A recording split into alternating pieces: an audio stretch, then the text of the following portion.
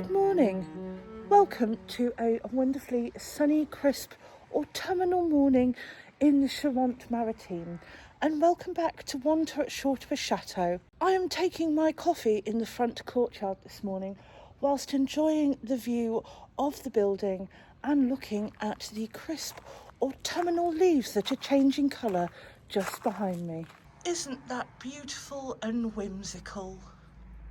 Soon all of the leaves will change colour and drop off the trees because it will be winter. One of the things that we are doing this week is we are preparing our home for winter. These are our summer curtains in the kitchen in our side of the property, but I will be getting my wonderful husband Nicholas to change them for heavier dark curtains which hold the warmth in the building. Fantastic job, darling. Thank you, Angel.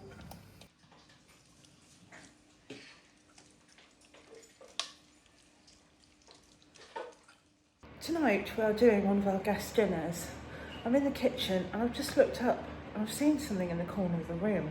And look, as you will see, the ceiling is clear and clean until you get to here, which is really odd because there's no plumbing above it. There's just this brown patch. Strange. Do you think that we could claim that there's plumbing up there and that you've been in use the toilet and we could claim for a whole new kitchen on our insurance?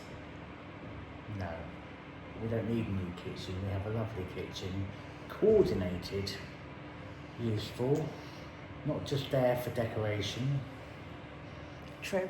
Good day from the Maison de Maître kitchen, and there's a little job I want to do in here today. It should not take me too long, but it needs to be done, and that's up there. There's a stain on the ceiling. I don't know why. I have bought from the Brico this, which is an undercoat, which is a stain hiding undercoat of paint, and well, I need to put this up there.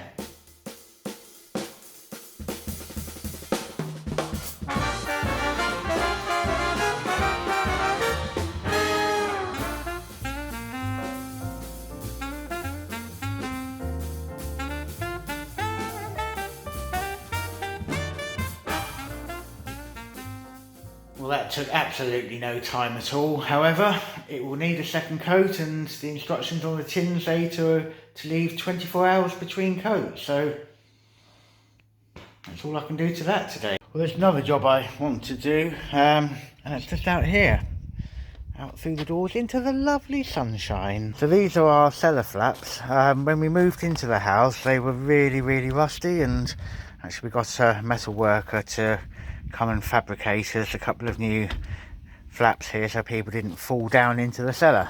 However, as you can see, that one's gone a bit rusty. In fact, that's gone a bit rusty as well. So now all the paying guests have gone and we've got a nice sunny day. I'm going to have a go at getting that rust removed and get it painted. Well, I'm going to use this machine, really heavy, the Renovator, which, bit of a beast. Bit of overkill possibly, but why not? Used that for clearing off all the glue that was on the floor in the Maison de Maître, if you remember, and I was trying it with various attachments at the time, and one of the attachments I bought was this, which is a wire brush. So this will be perfect for the job to do now.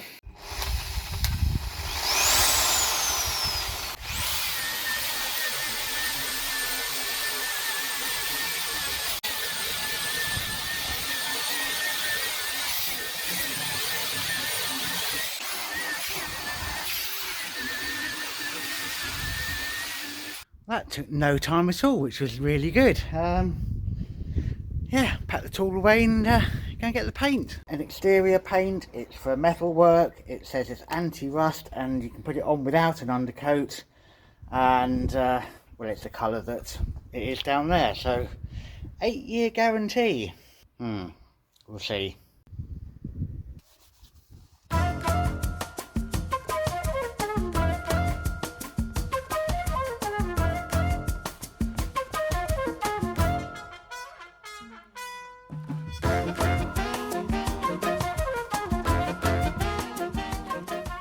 Well, that looks a lot better. I think you should agree with me. And that's it for today. Just need to make sure the dogs don't go onto it for a few hours. Something else I'm going to do today, bit of fun really, is here with all the wine tanks. If you've watched our channel for a while, you know that we have 10 or so of these big wine tanks which made of concrete, and over the winter I had collected rainwater and pumped it into here. In fact, not last winter, it's the year before. I filled up 4 of them with water in the hope that we could use that water in the summer months for either refilling the pool or for irrigating vegetables or the flowers, because Claire has a number of flower pots and they need watering on a regular basis.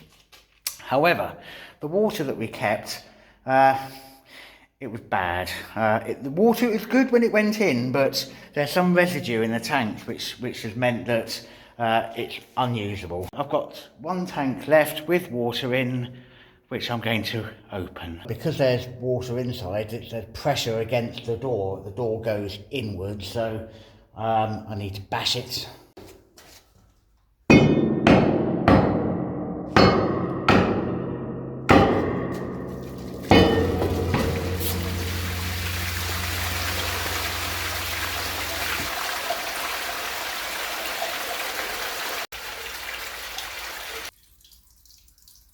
I don't know how old these tanks are. They could well be 150 years old, and it's really clever how they built them, because the drain, it all just drains out naturally, nothing needs to be pumped. All that water that I've let out goes down these gullies, and then it all goes down there and out through a hole in the wall over there. So, hello hens. Next to the hens we've got this old sort of manhole chamber, and yeah, down there it's all coming out. Where it's wet today, the market's quite quiet. So is my husband. He had a few too many sherbets last night. We're back from a very damp, rainy market today. It's Sunday evening and it's time to cook dinner. And what's for dinner this evening? Ratatouille. No, not him, but he is very cute. Ratatouille is traditionally made at the end of summer so that you can capitalise on all of the French veg before it kind of changes season. There's lots of different ways that you can make this. This is the way that I'm choosing to make it, and these are the vegetables that I've selected today. I have a white onion, 2 shallots and a red onion. I also have a bulb of garlic, but I'm probably going to use 4 cloves, maybe 5. I am a garlic fan. I have 6 red tomatoes. I have 2 carrots. He's moving in a minute. No animals in the kitchen. I also have 3 large yellow tomatoes, an aubergine. I have a yellow courgette and a green courgette. I also have some fresh parsley, some salt, some pepper, some dried herbs de Provence, some butter. This is Pampli. There's no way I'm going to use all of this. I just bought it at the market today. I also have a splash of wine and a glass for myself. It's Sunday evening, and something to cook all of this in. Most of this dish is actually just veg prep, so I'm going to crack on. I'm going to move him out the way for a minute. Apron is on, and what's the first thing I'm going to do? That's right, wash your hands.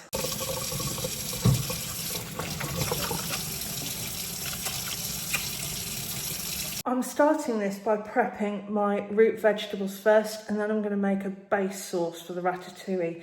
Then I'm going to start cutting everything so it looks pretty. I'm going to finely dice my onions, my shallots, and my garlic cloves. I'm also going to dice up very finely these carrots.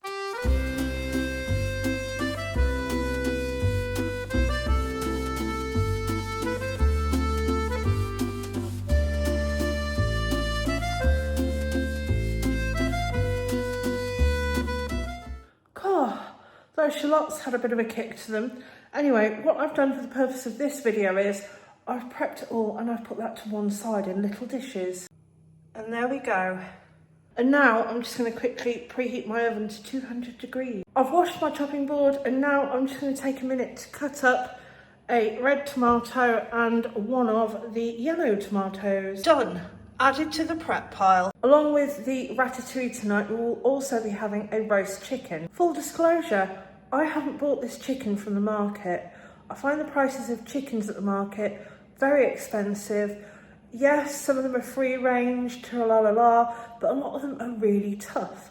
I have, however, found, living in France, that you can buy these chickens from the German supermarket at Lidl for €4.49 each. Normally, I would butcher this down, cut off the breasts and make supremes to serve with this dish, cut off the thighs, save them for tomorrow night, take the rest of the carcass and boil it off for the dogs. However, it's getting late. It's getting dark outside and it's a bit ugh. So what I'm going to do, I'm going to roast the whole thing and I'm just going to cut the breasts off. Then tomorrow we'll probably have sandwiches. I'll use the meat from the thighs and then the carcass meat I'll pick off and it'll go to Flora and Merlot for their special dinners. And all I've done with it is season it, put a knob of butter on it and I'm popping that in the oven. Next up, I've got my courgettes, my aubergine and my other tomatoes. And I'm just going to thinly slice these and I want to try and get them as uniformed as possible. Clean as you go and wash your hands. You've just been touching raw chicken.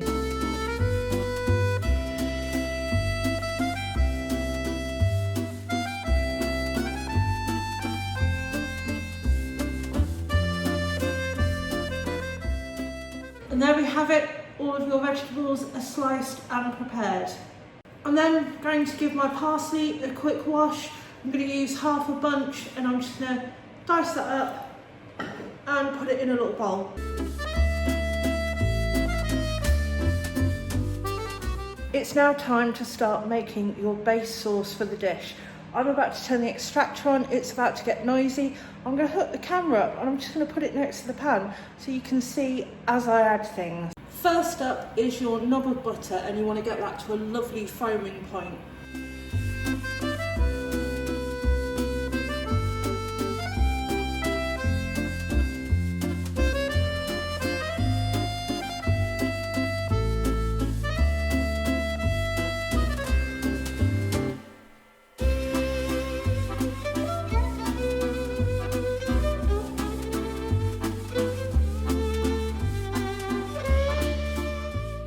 And eventually you end up with something that looks like this. You need to still have juices in the pan for it to be able to cook the courgettes, the aubergine, I'm going to just leave that to sit for a second and then I'm going to start arranging my other vegetables on the top. If you're thinking that's a large portion for 2 people for 1 meal, yes it is, but I'm going to cook this tonight. We're going to have half of it tonight and then we're also going to have the other half tomorrow evening along with some lovely fresh sole we got from the fish counter at the market this afternoon.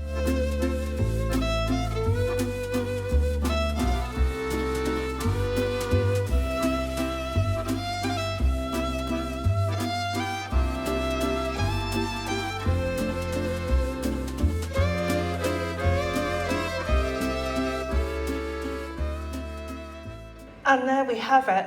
Wow, look at the colour. So I've stacked everything up. There was a little useful tip there. If you want something to hold it against whilst you stack it, use a ramekin. Now it's lid on and it's time to get that in the oven.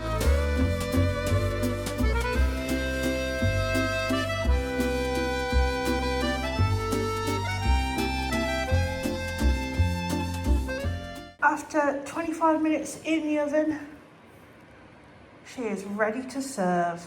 Look at that. And I also can't tell you just how fantastic it smells. So, how does it smell? It smells fantastic. Good. Well, I think you actually have lunch and dinner tomorrow.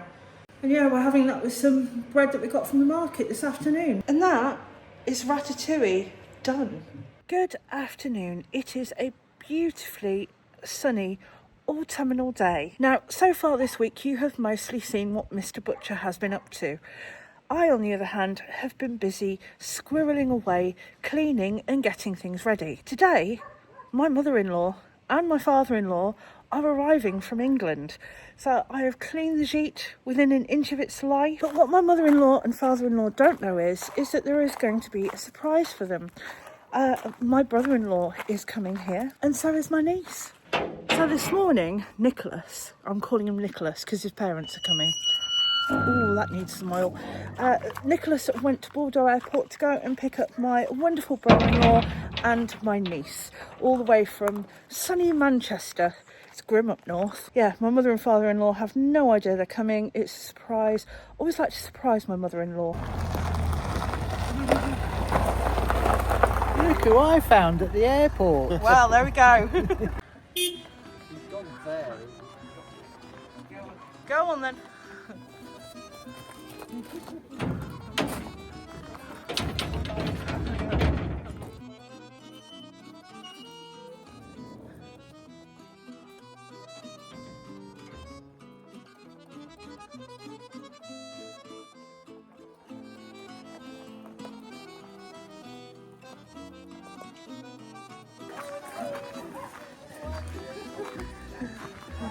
Loving the number plate. Hello!